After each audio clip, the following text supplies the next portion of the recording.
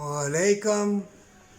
लोग तड़प रहे हैं पानी में बेबहा, किसी के बेटे, किसी की माँ, किसी के बच्चे, घर तबाह बर्बाद हो रहे, हंसने वाले हंस रहे हैं और बेहयाई फैलाओ।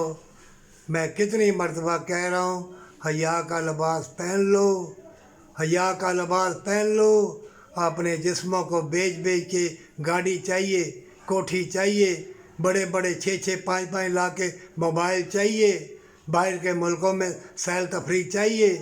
दुनिया में आए हो तुम जन्नत ख़रीदने के लिए, ये महल बनाने के लिए या जुल्म करने के लिए नहीं आए।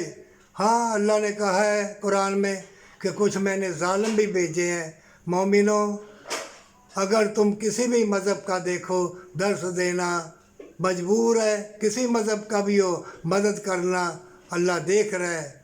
सारे मज़हबों में भलाई है और जब तुम दर्स दोगे, दीन इस्लाम की खिदमत करोगे, अल्लाह को दिखाने के लिए चलते चलते अल्लाह की राह में मार दिए जाओ या मर जाओ, शहीद कहलाओगे।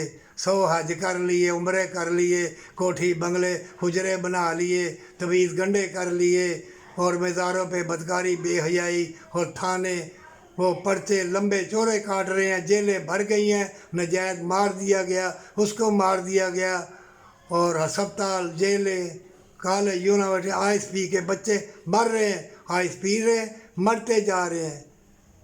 खुद पसंद लोग हैं।